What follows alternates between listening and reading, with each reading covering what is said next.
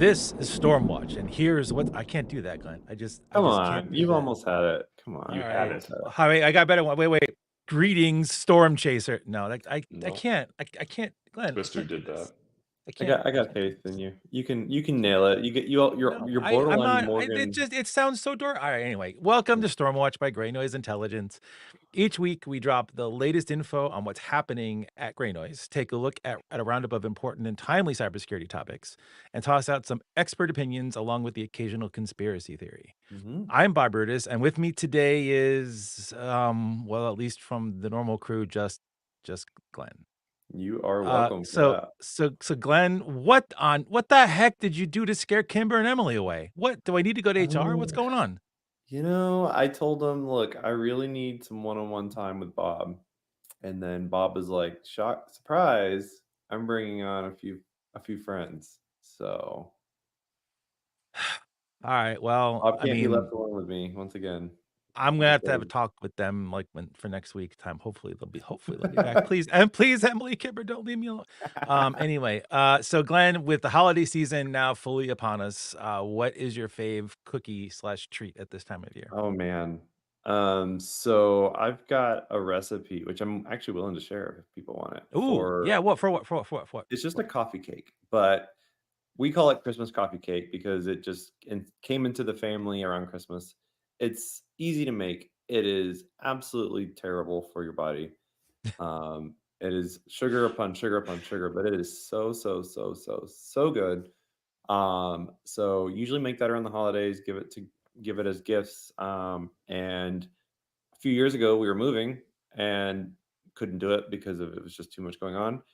And people were upset that they didn't get their Christmas coffee cake. So I feel like it's a pretty good one too. So that's my favorite treat is a Christmas coffee make that we make in the family. So you make addictive things to give to people who then Yeah, first one's free. Okay. All right. I'm The there coffee for of that. it all. We'll have to beg our Overwatch to see if we can get your recipe inside the hot chocolate. Okay, all right, that's great. I'm glad that I actually got that. We need to get Glenn's recipe, I think, in the actual thing we drop. Yeah. I am also now we weren't going to do this originally, but we are working with the changes and everything. And I'm going to introduce two of our guests right now from Trinity Cyber. We'll talk about Trinity Cyber in a second. But I'd like to also, so Jeremy, welcome. Jeremy, could you introduce yourself for the folks? Yeah, thanks for having me on. I'm Jeremy Brown. I lead the threat analysis team at Trinity. I'm just here to, cause havoc. We'll see. But perfect. Nice to You meet fitted everybody. perfectly. And Colin, also welcome to the show. Can you introduce yourself? Yeah, thank you. I'm an emerging threat researcher over at Trinity. So I try and handle Jeremy's havoc. Wait, is Jeremy your Glenn? Is that what you're telling me right now? Jeremy's your Glenn. Ooh. Be careful. I don't think I can. I don't think I can go punch up that way. Okay, that's cool. So in reverse order, Colin, what is your favorite cookie / holiday treat? Oh, the only right answer is Snickerdoodles. 100%. Fair. That's good. They're good. They are good. And Jeremy, what about you? I don't put this in the holiday treat. I would just eat it every single day, but it's any chance I can have to eat it or make it. It's tiramisu. Just because it's like the best dessert, hands down. So like somebody's like, oh, let's make holiday cookies. I'm like, can we just make tiramisu in some way, shape, or form, please? Well, just I don't know. Call it holiday, and then I can put like I don't know something festive on top, and it'll be like holiday tiramisu. Single red. I also though it's got coffee in it, so anything with coffee wins in my book. Yeah, you are. What would you classify your coffee expertise level as? I try. I'm well caffeinated, but my setup at home is nitro cold brew on tap, which I'm really proud of. Wow. And I've spent a lot of time rigging up a beer kegerator to pour coffee out of it. So people come over to my house and they're like, "You have a beer kegerator? Like that's really cool. What beers do you have on tap?" I'm like, "What do you mean?" Like, coffee. It's all about coffee. I have 2 coffees on tap right now, so. That's kind of my level of I'm jealous. expertise. I am actually really jealous right now. That's amazing. It is incredibly nice to wake up in the morning and you're like half awake and just pour yourself some coffee. Straight from the tap. Wow. Yeah, that's how I need it. So as we saw, we have our Wait, what's your Overwatch. favorite holiday treat? Puff? I don't have. Yeah, you Yeah, got it. so I'm boring. I'm really boring. I know. But I think I nice. Um, I have my mom made the best because I mean everybody's mom makes the best cookies, whatever, right? So my mom made the best chocolate chip cookies, and I've in the past 5 years I've actually been able to completely replicate how like what the Mm, taste and feel of it's like. So like chocolate chip cookies are hands down my favorite holiday treat, and I tend to only eat them at this time of year too. So that's my favorite, like, standard thing. So holiday, coffee cake. The other 11 months, chocolate chip cookies. very cool. The only reason why this actually goes smoothly, if it actually does go smoothly, is because of Ashley. If it doesn't, it's usually my fault. We already know Ashley loves hot chocolate, so that's awesome. The hot chocolate's great. I found a good recipe for non-dairy hot chocolate. I was gonna ask Jeremy, do you have a non-dairy tiramisu recipe that you've ever tried or that you know works? I haven't yet, but I'm sure they exist. I have to Yeah, I'll have to look try that into out. it. Yeah, because Yeah. not being a dairy consumer, because I can't like the tiramisu holds no power over me, Yeah, unfortunately. So that's true. I'm gonna look something up just for you, and I'm gonna share it. I Mm. appreciate that. I appreciate that. Yeah. So I also before we actually finally get started, yeah, I know we're late getting started. I found out last week that we have a very special viewer who tunes in live every week. And so today I need to give a shout out to number 2.1, whose name I virtually never say out loud except amongst family. But today I'm actually going to say, hello, Benjamin, Pampa loves you. Because my 2-year-old grandson actually does watch us, and that's kind of amazing. It's also kind of scary. Is this a Um, Nepo Stormwatch fan? Is that what this is? I guess it is. I guess it sort of is. So hopefully he'll comment about the snow today versus the fire we had because I am not on fire today, Benjamin. That's just it's okay. And if you're joining us live, please do not hesitate to heckle or provide your Mhm. insights.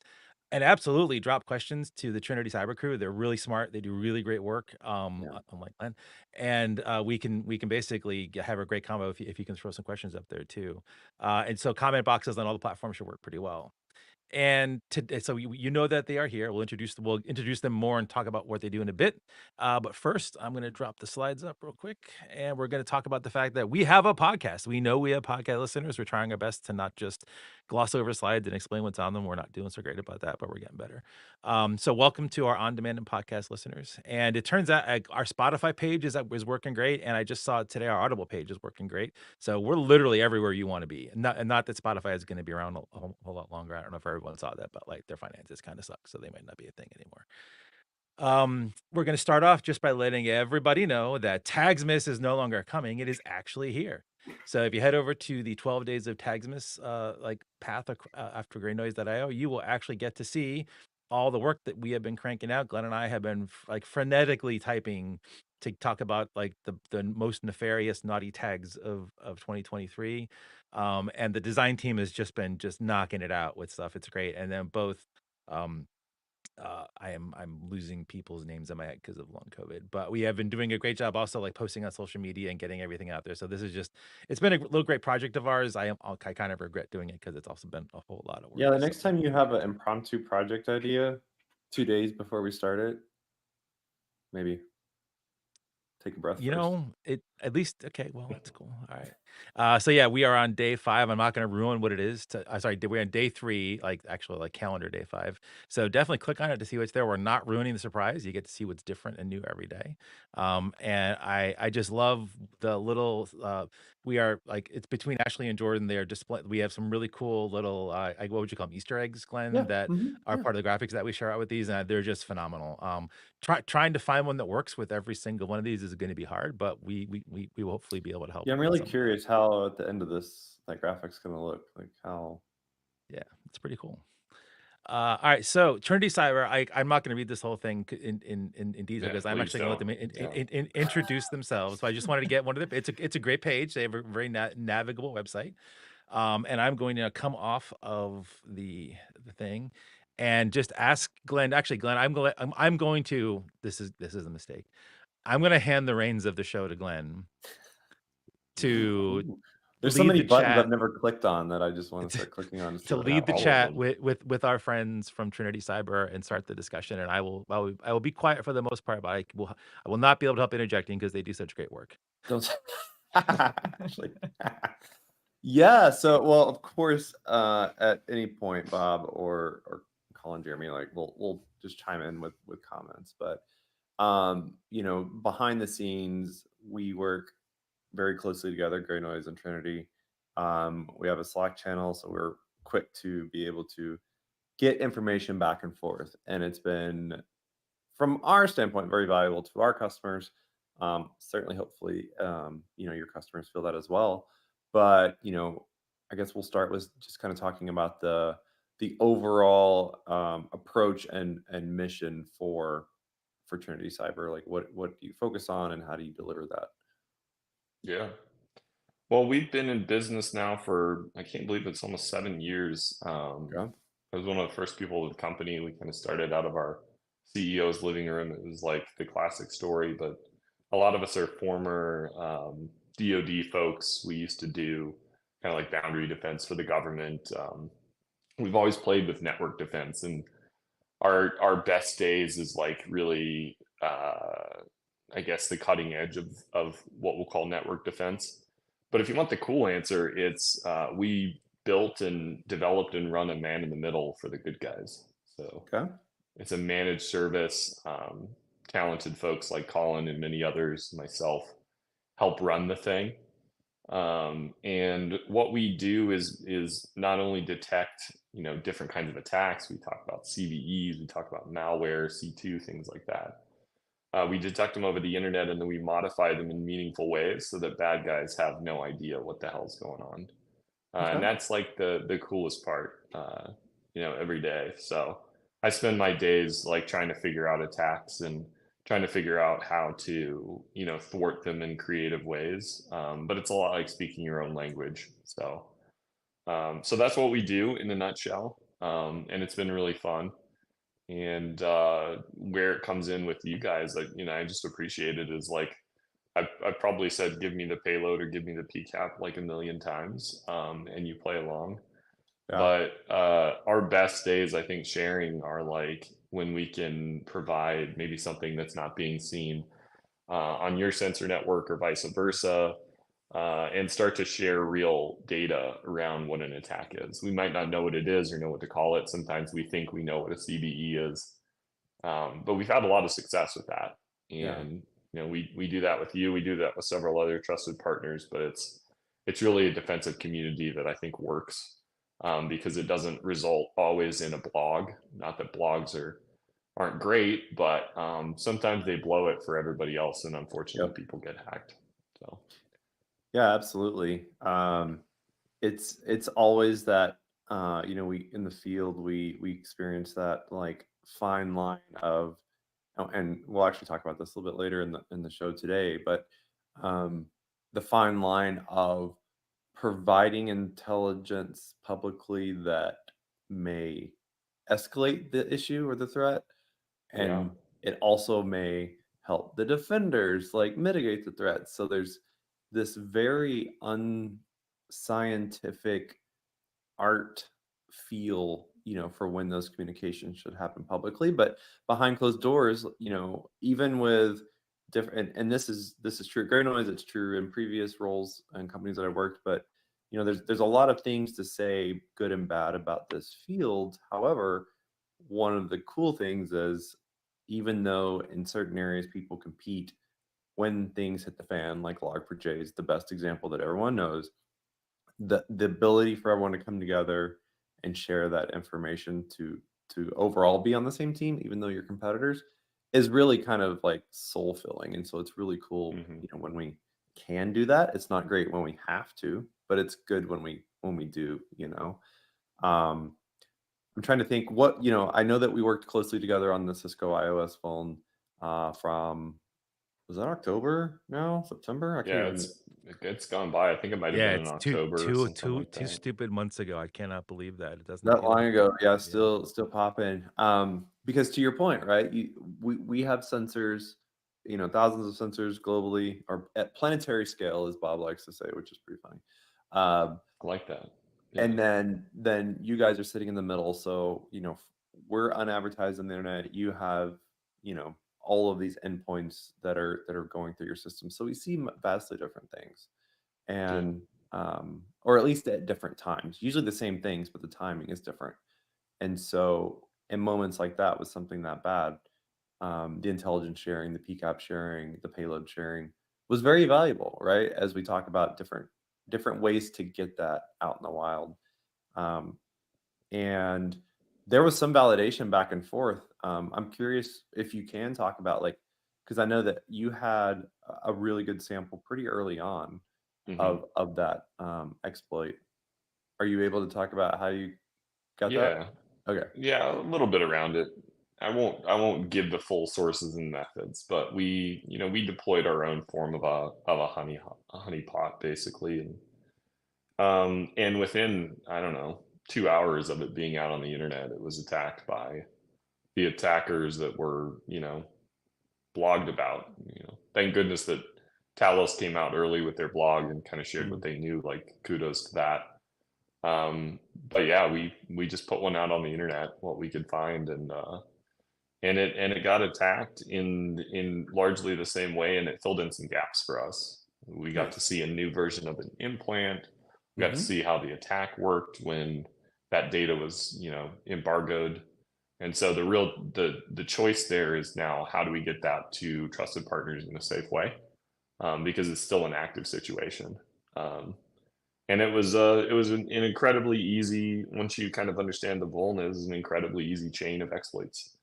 You, Yeah. you look at it and you're like, wow, how did this happen? But you know, It's an also The internet super thing facing helpful. device like that, like, very scary, very Yeah, scary.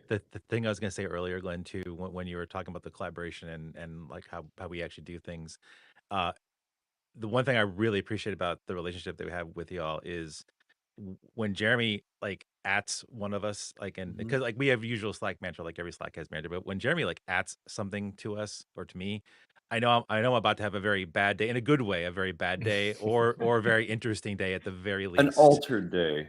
Yeah, Yeah, there we go. I like and that. it is always just super topical, super helpful, and even High if it's a fidelity. and even if it's a request for a PCAP, like, "Oh, I will give this, and then we will chat about why you need this," and, like, it's always Yeah. something useful, interesting, and we get to help protect a lot of people as a result we do that, so I really appreciate the collaboration that we have with y'all. Yeah, we're gonna keep doing it. I mean, we've done it before. Like, you guys have shared what you've seen on your sensor networks. You get interesting little knot holes of the internet, the global internet. I really love the thing, that you're doing with Sift, where you're trying to categorize new payloads and take a look at what their structure is. I think there's just so much out there that we can learn from. And I should turn it over to Colin too for a minute. Colin, if you have anything to chat about here, but you've spent your life in threat intelligence for a long Yes. time, and Uh, you've um, probably dealt with some sensitive situations where you needed to get some info out to people. yeah, almost a decade, right? Which is crazy to think about, Mhm. but You still have you know, hair, how is that possible? yeah, Like, it's a good miracle. Trinity Good living. genes, good Yeah. genes.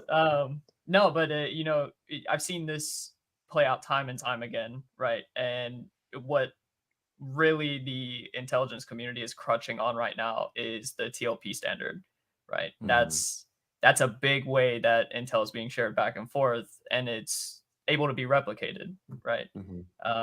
But when it comes to some single researcher that is doing this as a bug bounty, he has the info, he reports it, it gets embargoed, everybody's just Yeah. kind of left into the wind until a threat actor finds it, right? Because it it's difficult, but that's what they're doing, right? Yeah. And so utilizing those POCs that are posted um, on reports, it's a race of whether or not blue team or red team is going to get to it first.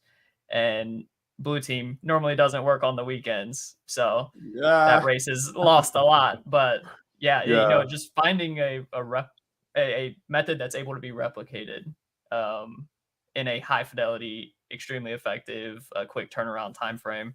That's the goal. So I'd be I'd be curious y'all's thoughts on we touched on it a little bit earlier, but now I'm curious, what there's no right answer here, but like what is the balance of information sharing for defensive measures versus, information sharing, delaying and embargoes to not make that problem worse. What, based on your clientele and where you sit, like, have you seen a certain order in disclosure that works best and worst? Mm. I'd say like my opinion, and I've spent a lot of time being mad at marketing, even though I do some of it. The My hype. opinion is first of all, like folks who have to deal with this data and like try to make a company money based on reputation and things like that. A lot of them work pretty hard to try to educate themselves around the sensitivities of a particular topic. So like I can talk about this in a certain way without exposing X, Y, and Z that could get, proof of concept developed. And so Right. kudos to those people. But I think more of that industry needs to dig deep and learn technically so that they can kind of learn to balance. So that's one side. But what I've seen is like tightly knit defensive groups, and these are starting to pop up all over the place, and they've been a thing for a while. We talk about ISACs, we Mm-hmm. talk about like the Cyber Threat Alliance, like CTA, like things like that. People are starting to form these defensive groups, and they work. Um, but the only thing I would say is like these defensive groups really need to figure out what data is actionable to what people. Because like some people can use an IP address in a domain and like be great, and other people Yep. need like a payload or like need a sample. And it's too big of a blanket right now. So I guess that means like tightly knit defensive groups agreeing that it's a set of trusted partners, agreeing on the rules about when you blog and when you don't, and then also being able to segment intelligence so that I can do my job with my man in the middle, and you guys can do your job with your defensive sensor network, like, and somebody else can probably do reverse engineering on something else. Like, I don't know, that was probably not a clear answer, but that's what I've seen. That's what I would No, do if I had to recreate all of it. I think you bring up a good point though, right? Like, because since we operate, we're both on the wire, right? So that's probably why we share as much in the same way that we do. But the IPs, obviously, the IPs are a big part of our output for our customers.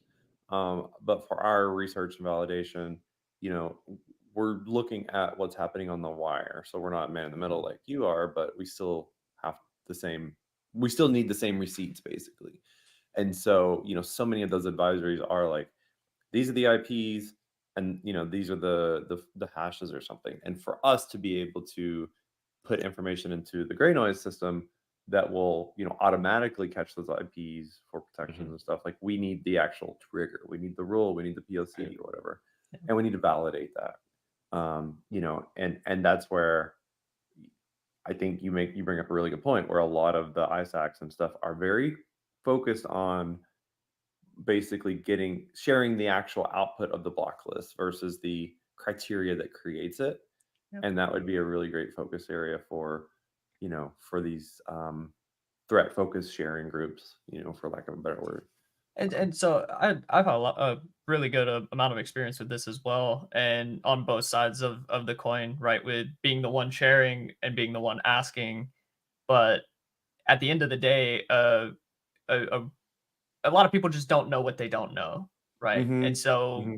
you have to get comfortable kind of asking in these groups, right? If you're in a group that's massive, right, you have to get comfortable cold calling and being like, hey, I know we don't know each other, but I have a vested Yeah. interest here, and I think you would also have a vested interest. Yeah. Because if I don't know, Joe Schmo over there, and what he deals with on a daily basis, I don't know whether to give him IPs, POCs, Yeah. Mhm. hashes, malware. What does he need? And so I think having a more well-rounded conversation with these groups and getting together would be extremely beneficial for just everybody, even the people outside of our world, because they're the one who get the benefit of it. We need to roll into any of these defensive groups with a name tag that says, hello, my That's name exactly is, what I and was then it's thinking. like, Like, I need malware, or yeah, I need IPs, IPs. hashes, Yeah. receipts. Like, what? Yeah. Yeah. Yeah. Since Colin went there earlier, I have no. I'm sorry to hijack Glenn, but I have no No, choice you're but to fine. ask this. Well, you're Um, not, but you can. I I'll know. allow it. Um, the so you mentioned you've been doing this for like 10 years, and like where you went was you were mentioning like the curious case of bug bounty hunters, and have like so I haven't been tracking like this particular thing for 10 years. I've been doing other things. But since you've lived it, has the situation gotten worse where the bug bounty hunters like are we Mm. seeing fewer actual like threat sharing and getting this good intel around to the community in these tight knit groups? And are more of the bug bounty hunters going through other platforms or directly to the people that they're bug bountying and showing stuff there, and then it goes to that completely isolated, we're going to drag out the 90-day cycle for as long as we can because we're in a competent organization I, I thing. I think it really depends on who holds the vulnerability and what Okay. software it's Okay. through, right? There are some companies that will throw every lawyer at you for bug bounty to make sure that you keep it embargoed until they can patch. But a lot of what I've been seeing recently is with some of these bigger CVEs, the Vuln Hunter is not well known in the community, right? They Okay, no. just have a blog that doesn't really get a lot of traffic, and then that just explodes, right? And so now the Right. entire InfoSec community is turning and watching this one person's Twitter account because they're gaining Yeah, popularity. they panned some gold.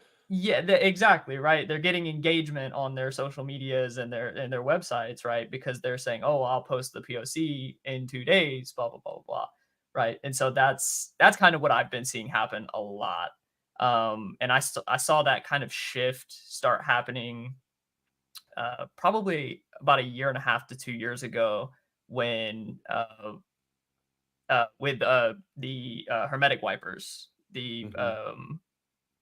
fake ransomware, as we like to call it. But that was huge, right? People were saying everybody and their brother that had access to any kind of data related to that were just trying to squeeze out every ounce of engagement that they could get. Um, and to me, that's kind of a problem, right? I don't do this for engagement, right? I do it to help the Hmm. people who have no idea about cybersecurity. But I don't want it to be looked at as trust groups on a pedestal or somebody's gatekeeping something, because that is also kind of a feeling in the community at this point, is that researchers are gatekeeping, but you don't know if it's embargo or if they're actually just not sharing, right? Yeah, yeah,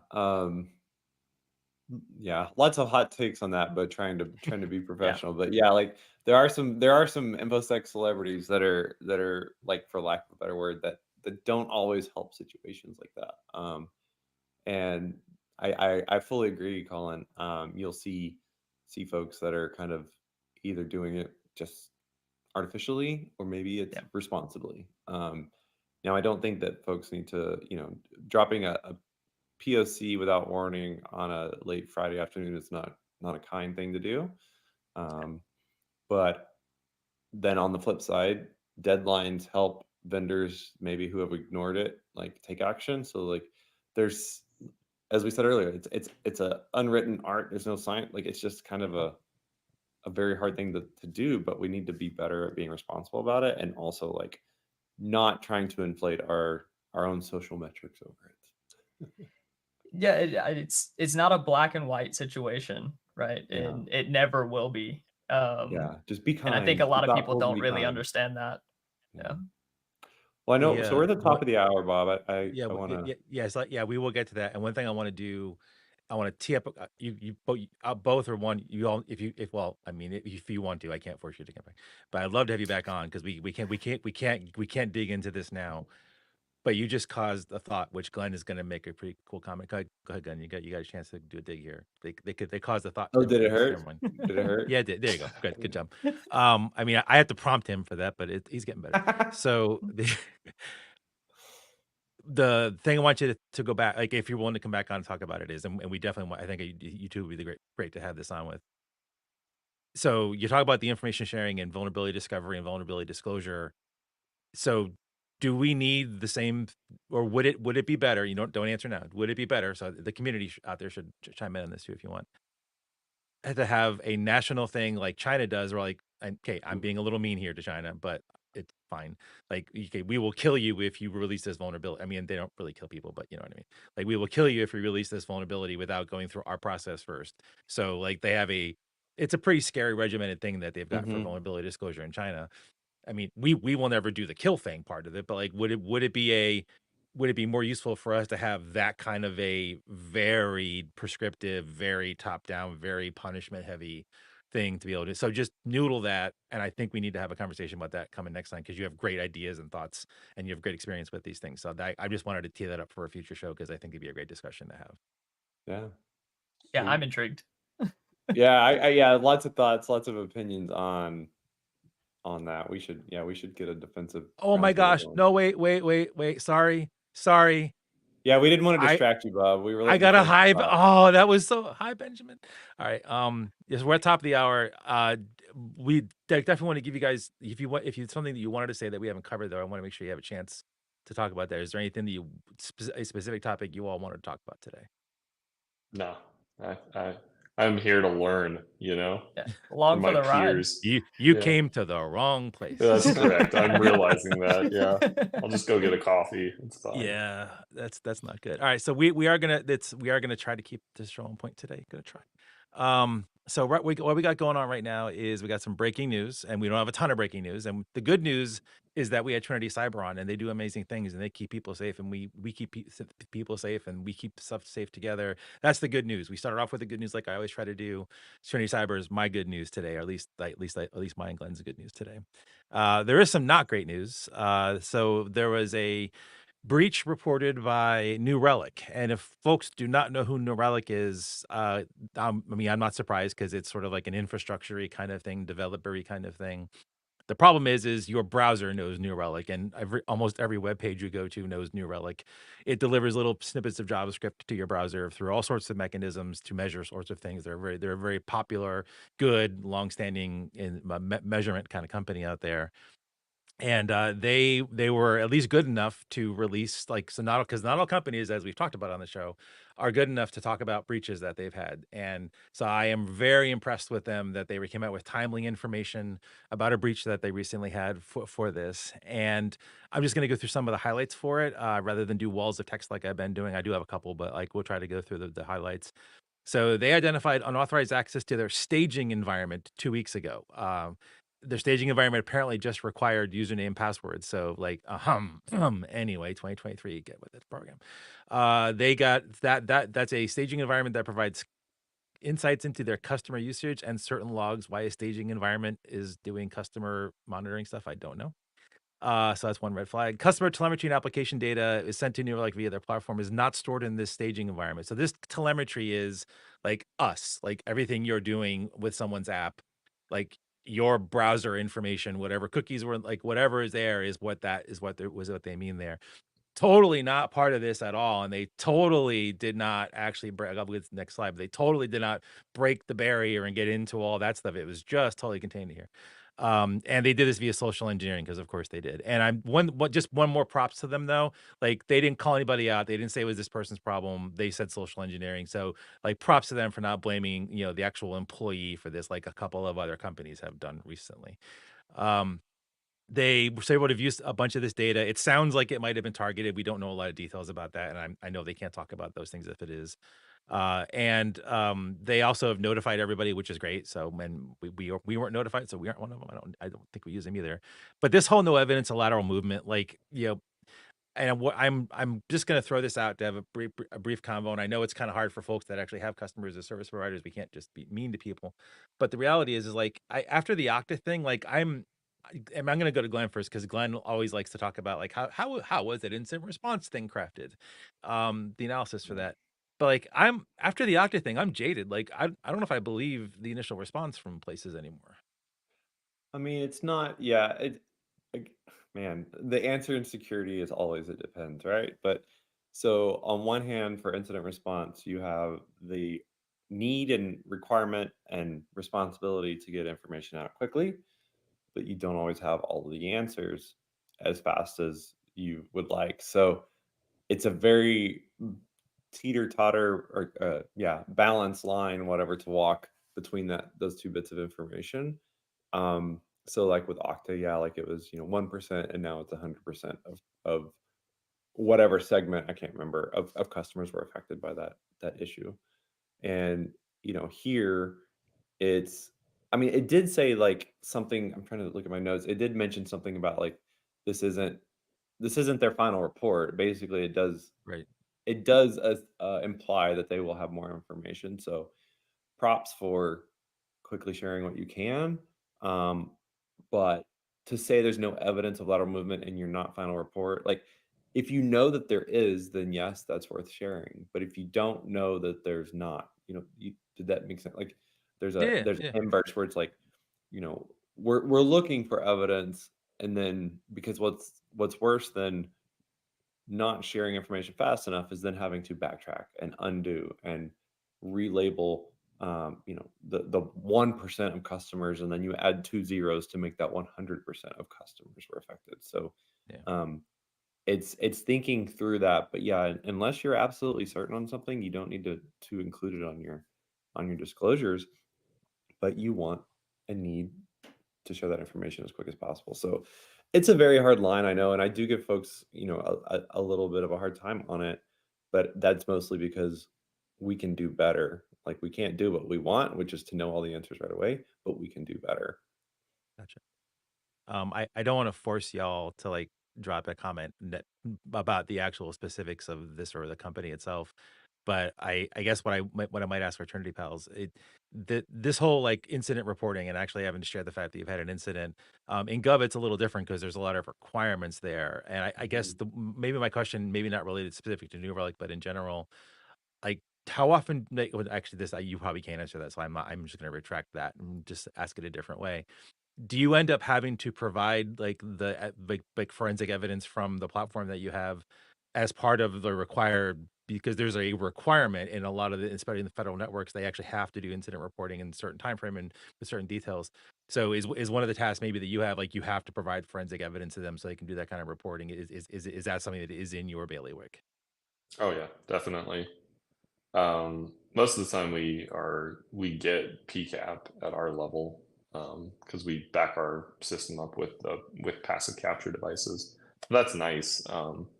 But we've done it for the federal government. We've also done it for smaller customers of ours. One of them was kind of an early breach when PaperCut happened, Oh Mm. wow.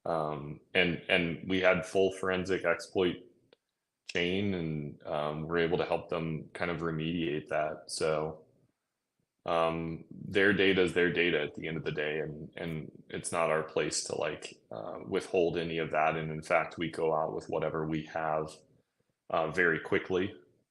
The yellow text in the slide, rings true for me. And I, not knowing the New Relic team, I'm going to give them the benefit of the doubt there and say this is probably what they knew at the time. So, but I have seen, breaches in the past that I would have loved to like be on the internal team and see how it was handled. Cause like one of them affected me. It was the LastPass breach.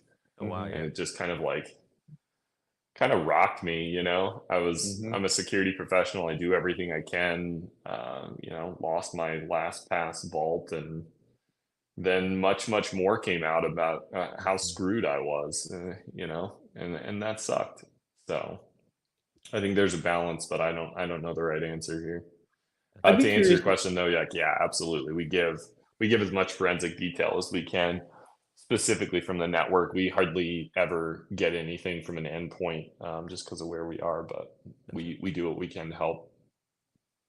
I feel like there's probably also a little bit of a subconscious um, bias. Like when we read the article and it talks about like essentially it was social engineering or maybe a credential harvesting attack.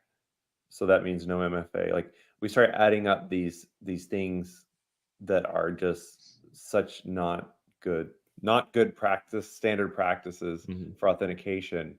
So then by the time you get to the fact that says there's no evidence of lateral movement, you know, yeah, I certainly hope that's true. I hope that stays true. But by the time you get to that mentally, you're like, well, why are you shouldn't even be in this situation. So you start losing trust and everything after later on in the report, you know. Yeah, that's fair.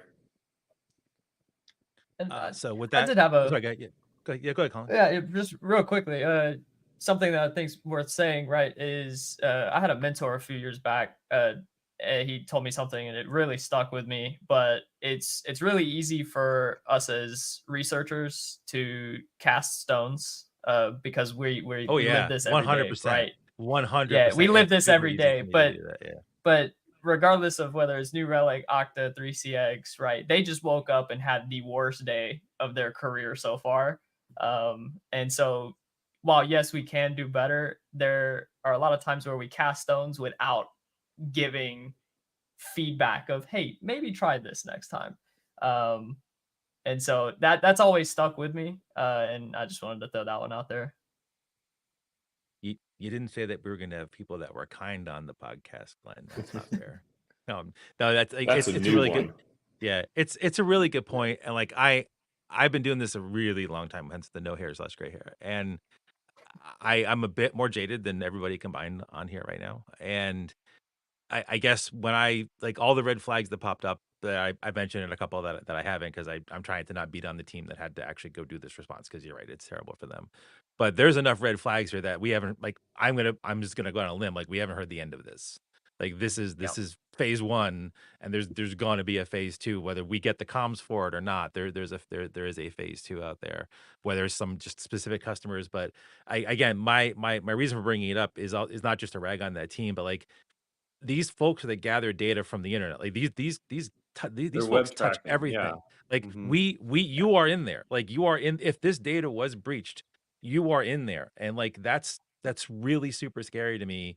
That you have attackers with potentially behavior of like what's like people at lots of organizations are doing and things website. Like it's just this could be bigger than a bread box. I say that too much, but like this could be way bigger than a bread box and there's just enough red flags to make me think that it may actually be bigger than a bread box, and I really hope it isn't. But like we just, again, it goes back to the information sharing and how do we actually get this out there, and how do they have legal indemnification for presenting things or whatever. So it's a really complex thing, but like Spidey sense is just going off on this one that we're not going to see the end of this one. It's not good. We have a couple more things to cover today. One is so this is from Emily. Emily, you're here in spirit. Just please don't abandon us next week. I can't stay with Glenn. It's not great. The now I got this is a really funny story to me because attackers don't need to use a fake CVE. Like nobody but us, and even us, like we don't know what CVE numbers are. We know some of the big ones, but like we forget CVEs really quickly because we're not a key It's value store 30,000 a database. year. We can't even. Yeah. Yeah, and so, like, no one like, unless you really, like, follow this stuff, like, and then most people that run WordPress aren't actually gonna copy the CVE, paste it into some search engine, and then have it tell you what it is. Like, they're just not gonna do that. So why you need to fake a CVE? Like, just use one that it currently exists so that it's at least in a database, so if they go there or whatever. So anyway, the TLDR on this one is the folks over at WordFence, I'm not shilling for WordFence, but I do use WordFence because I run WordPress because I'm an idiot, and they do a great job with protection of those things. And actually, I use it because I have to help about 12 other organizations that use WordPress, so nonprofit. So I have to live that so I can feel it and get their pain so I can protect them to do it anyway. So this was a phishing campaign that they discovered that was targeting WordPress users. It tricks victims into installing a backdoor plugin, and this means that people had to go separate from the normal how to install a plugin process to go do that. There is honestly like the things that hit Side loading WordPress folks. WordPress plugins. Yeah, like this is what you did like 10 years ago. You don't need to do that now. You really, really don't, unless you're getting a theme from some custom person that you actually know and trust really well. So the reality is like don't if you're a WordPress user, don't ever sideload things. Like just don't do it. They apparently did a great job of making it look like it came from WordPress. So props on the attackers for having a great spam phishing setup. And it warns of a fake remote code execution in a not valid CVE. And that's the part that really touched Emily. And I'm like, I agree. Like this is weird. Why would you do that? But then it goes on like, so you download this thing, you sideload it into the thing. There's really good instructions. I saw the instruction set. Like this is They should write documentation for a living. We should pay them a lot of money to do that because they do a great job with that. And then it basically so it does things. It doesn't look harmful when you're out there, of course. Um, and then like it hides itself from like so once you install it in sideloader, it actually doesn't let itself be seen in the plugins view. That probably should have been something that everybody that runs WordPress would know is not a cool thing. But again, if you've got this in your alarm, whatever's going to go out there. But then one reason why I'm including is the functionality of this thing is just super cool, right? Like it got a separate back door than what you already put in there.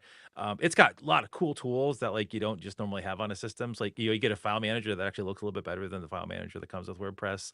A really nice SQL client for the MySQL backend that everything runs on usually.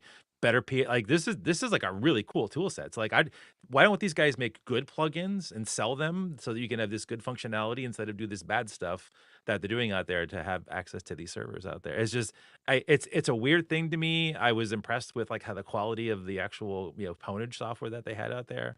Um but yeah, this was just interesting. Like so as Emily noted, like I had and Emily didn't. Have you guys ever seen like like using a fake CVE, like not taking advantage of a currently known bad thing going on with the CVE, like someone just making stuff up out of whole cloth? Have any of you seen that before? Yeah, it's a new one. I gotta say, it like sounds like a sick web shell though. Yeah. Usually they spend a heck. I mean, kudos. Like to get somebody to install like fake software and a fake WordPress plugin, based on the urgency of what's going on with WordPress sites today, because they're just getting hacked left and right. Um, yeah, very unique. We usually see like massive campaigns where they go out and just blast WordPress sites and try to install like a Parrot TDS or something like that. I've been following that recently. And it always ends in a PHP web shell doing something. It's filtering somebody to go somewhere and deliver some malware. So, yeah, this one's unique. I've never heard of it.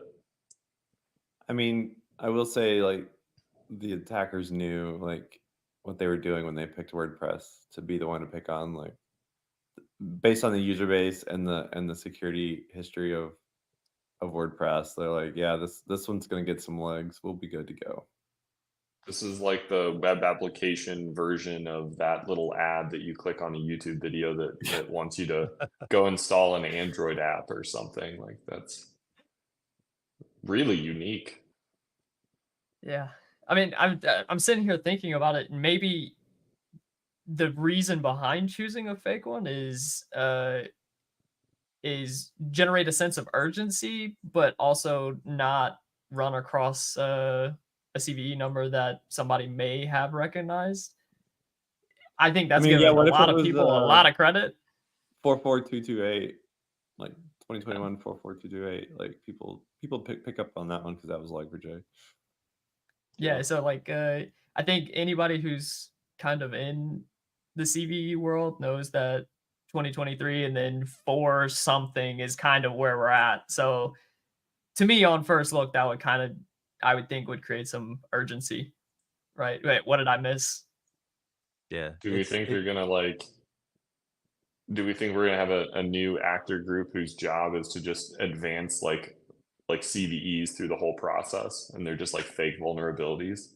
And so when you look up that CVE, it's like you actually get real information. Well, I mean, we had one hold that. recently. Well, but yeah, hold that thought about fake vulnerabilities because we're actually going Yeah. to talk about that a little bit later on. Like, we don't actually need attackers to do it. We do it to ourselves. Yeah. And actually, speaking of CVEs, before we get to there, we have this new segment called Tool Time, which I'm bringing up now. Well, we're not going to dig into this at all because it's a really basic thing to explain. But I figured I had not seen it before, so and I tend to be obsessive about knowing like these little tools out there. So if I haven't seen it, maybe others haven't. It's called OpenCVE.io. So you just head there. It's one of the nicer like so you can just use their service if you want to. I'll just go. I will. It's really It's on good. GitHub as well. I will show a screenshot right here, which is what I've got. It's a really nice like compact web app that it lets you search through things, set up alerts for new CVs based upon vendor or other things that are out there. And like what I liked is it's free, which is great.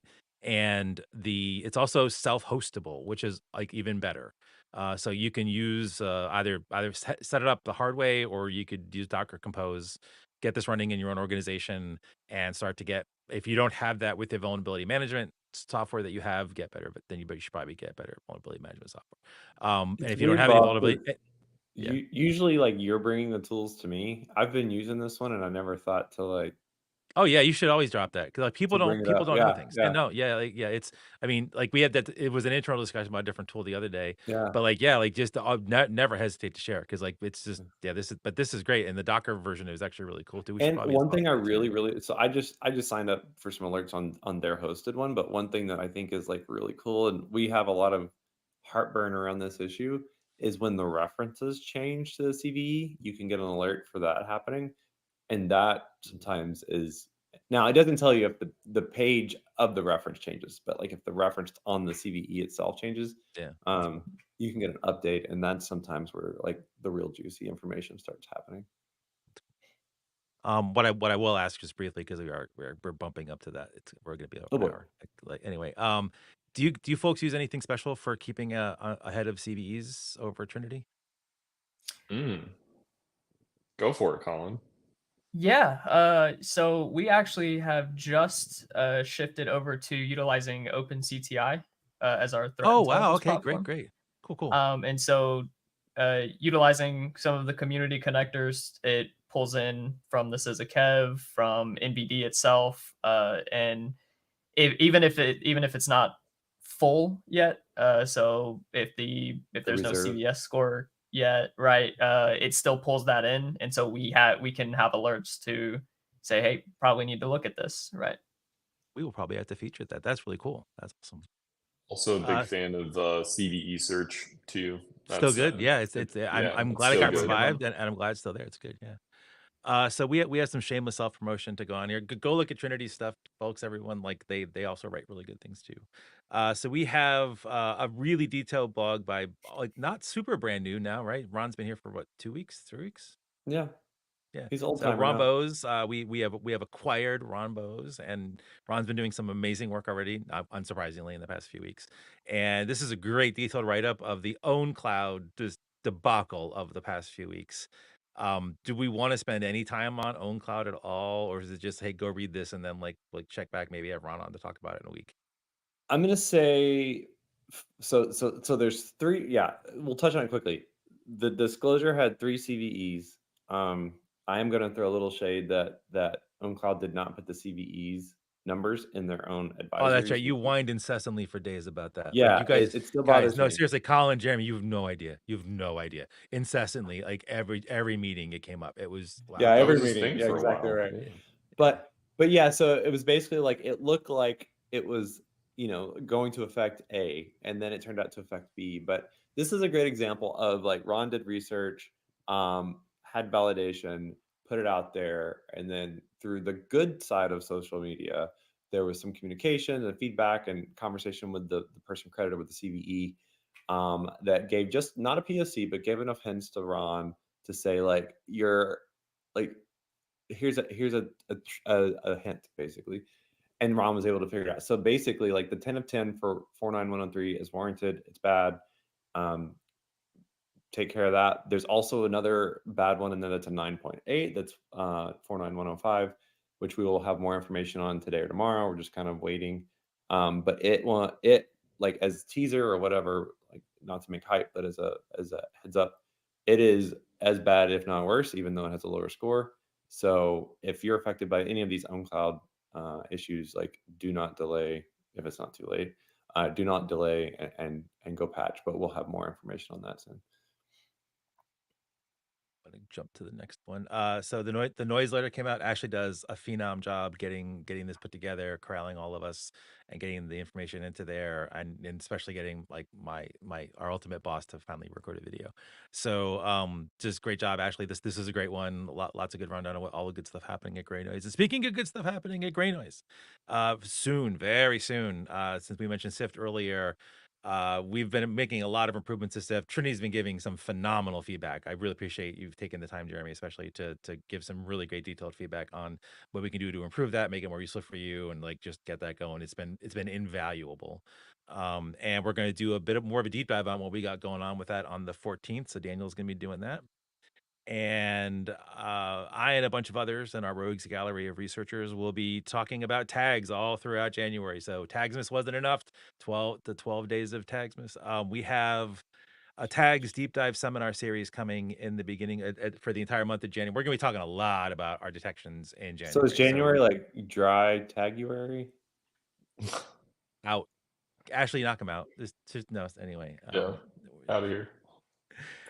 we have 3 tags from last week. We're doing a lot of work on OwnCloud, so there's a lot of collaborative work with the team trying to put things out there. So we have 3 things. We're not going to dig into any of them because they're all kind of helping other things happen, or there's some detections that are kind of old, but still valuable because we can see what's out there. Because I wanted to save a little bit more time to talk about the thing that I just mentioned. So CISA removed a vulnerability yesterday, CVE 2022 28958. And that means today we have a blog post out. You can hit our blog to go see that. The fact that we also removed it, and we did it for 2 reasons, not just because we listened dearly to what CISM and love them dearly, Well, but CISA like it's removed it also from the Kev list, yeah, and it's also not a CV anymore. It's also off the but they CV also list. but the Vuln lost its CVE as well. Yeah, it did. So it is gone. So like rejected. It's gone. Like we do not have this anymore. And just props to the Von Check. They are also partners of ours, like really good research partners. And like they did a good teardown of this. I know SIS has been debating internally about this being a thing, and this combined with the CV listing, it's just gone. So this is one thing, like we don't need the attackers to create fake CVEs. Like we're really good at doing it ourselves. So I will take a couple seconds. I shouldn't. In fact, she's gonna kill me. Like how does this happen? I mean, it's like how are we in 2023 and like we're at the own cloud chaos that we just saw, and now we're at the CVE that's not a CVE that made it to Kev that's now off Kev. Like how is this a thing? And how are defenders supposed to do anything with this being the state of active defense in 2023? Who's first? Nope. I mean, the ratio of it happening is pretty low, right? So we're not bad. Um, I don't know the details of this offhand to understand like how it got added to begin with. I'm more a little questioning like because I know when like we work closely with CISA and you provide receipts and evidence and some sort of tangible thing for the Kev, and so I am curious more about that. Like I can see how CVE gets assigned and dropped and whatever a lot more easily than on the Kev list. So I don't know, just curious. Not like too upset about it, I guess, because it's not really a trend yet. You know, one or Yeah. two, but The very one thing I will curious. point out is that like the chart that's behind now the rejected graph, which is on the slides. There's like the attackers, and like Todd was mentioning this to me the other day, like Todd from CISA. I thought the like the attackers are still trying to use this even though it doesn't do anything. Like the botnets have been programmed with it. The human like the script kiddie humans as Kimber might say are doing this thing. We're still seeing activity for it, but like it's Hmm. worthless, pointless activity now. So now this is going to become part of the background noise of the internet, but we are no Hmm. longer going to be tracking it and telling people about it because it is no longer a thing. It's one of We'll the things take that we our pride ourselves. IO elsewhere. Yes, we shall. So We that's saw that we saw that same thing a little bit with the Cisco stuff. There were quite a bit of fake POCs, and it that's was true. interesting because like people put fake POCs on GitHub all the time, but I don't think they really in the Cisco stuff. I think they really believed it. Like the POC did absolutely nothing, but it was like the best that people had. And so I saw multiple blogs written off of GitHub POCs saying like Well, this is how the attack works. And yeah. it's like, wow, no. Well, the But OwnCloud I stuff guess had nobody some of knew. that too. So Yeah, the OwnCloud stuff had some kerfuffle due to path names and just some people taking inappropriate hot takes in various social media platforms as well too. So yeah, every time these little things happen, it's like it just makes me think that after 30 years of doing this, we still have a lot of growing up to do in the industry. We did Hot check off the before this. press. Hot off the Yeah. press. No. Yep. Four for Qualcomm chipsets today. Oh, ouch. thanks. Thanks for that, everybody. So yeah, like as per usual, we totally like I should just get rid of the slide. We just should do a kev check slide instead of us being countdown. Do it real time. It has been 0 days since I maybe like a little pen and let's erase it. I'll make it 0. Actually, there is a pen on this. Maybe we'll just draw it next time. So we have more Qualcomm. We're not going to have that in GreyNoise, so I don't really care about it. There are 4 from now 5 or say 8 or whatever, but there's 4 from the ones that we saw this. OwnCloud we've already talked about. If you haven't patched your Apple stuff, always just whenever you see the thing to update Apple, just update your Apple stuff, please. It's really seamless, I not think that there's hard. another Apple update today. Maybe we'll see. Yeah. And then the Google Skia, which no one knows what that means, so that's why they use that name. This is the graphics. This is the underlying graphics engine for Chrome, Chromebooks, a whole bunch of things outside of the Google ecosystem too. And that has an integer overflow vulnerability because of course it does. Why would Google spend any time fixing anything? I won't make anybody say nasty things like that. Because I'm the only one in the podcast that does that. The last thing, which we're not going to have time to cover in detail, I was going to do hot takes. But, and I already had asked our friends from Trinity, and, like, they're not like, it's unlikely that you'd have your stuff in front of the PLCs anyway, given where PLCs sit. But folks may have been watching the news about this, and especially since it made the real news, not just this cyber IT news that all of us listen to.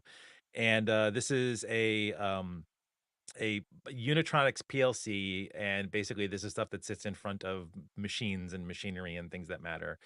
In this case, like this, it also sits in front of like water processing things that's used heavily there. Says it got a good advice.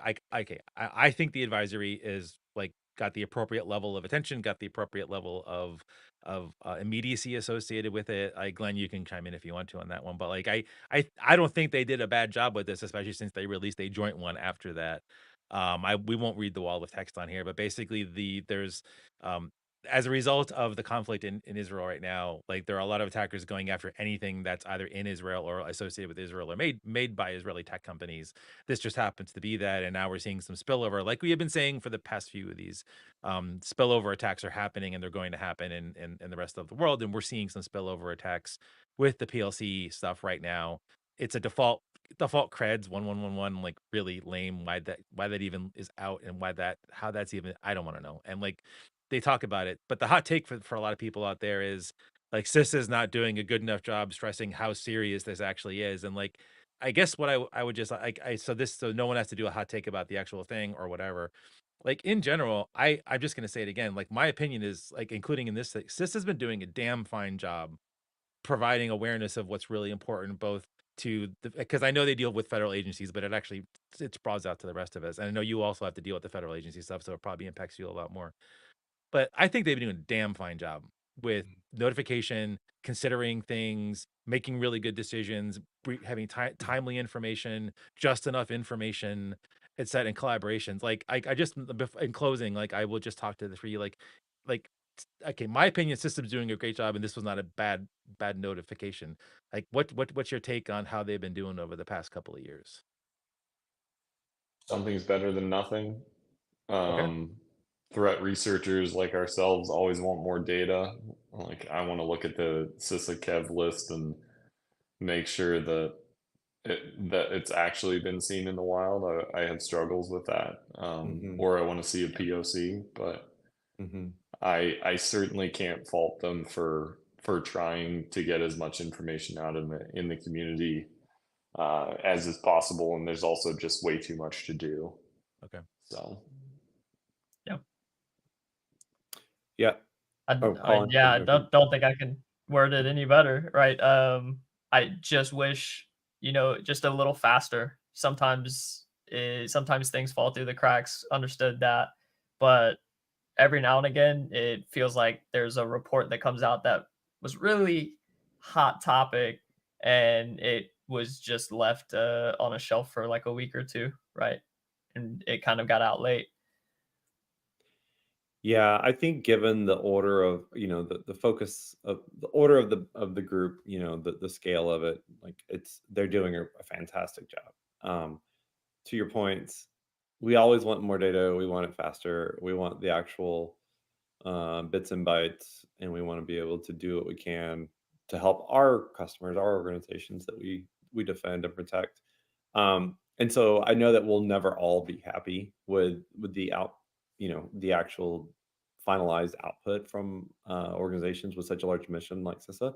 But I do think that it's 2023. They're the best that they've been They're improving. They added the ransomware indicator to Kev. Kev is a very interesting thing, right? Like it does the job. They have shown the data where it has moved the needle for a lot of organizations. So, we don't know what it has actually prevented because it prevented it. But yeah, we always want more and faster and stronger, better, whatever. But I think given all things and given where we were 5 years ago, when they started, like, or the Kev, yeah, when Tesla started, I think they're doing a good job and they're getting better. So, we'll take it. Cool. Well, I want to thank Jeremy and Colin from taking time. You took time out of your day, and we Yes. really appreciate it. It was a Thank you. great discussion. We remember what I just asked. Like, we would if you're okay, we want to have you back on to talk about that because I think it'd be a great discussion for folks to hear. And yeah, just keep on defending, especially the federal networks. Like, keep our country safe. I really appreciate the work that you all do. Glenn, thankfully, we'll have at least Kimber back, maybe Emily back next week, so it's not just you. And Ashley, thanks for a great job. And Benjamin, Papa says bye bye. So everyone, we look forward to another Stormwatch next week. Hopefully, we'll have some interesting things to talk about in the world of predictions. So I predict it might be a pretty good Stormwatch next week. See what I did there, Glenn? See what I did there? Thanks for Anyway, having us. cool. Appreciate it. Take care, Yeah, thank everybody, you. and we'll catch you all on the next Stormwatch.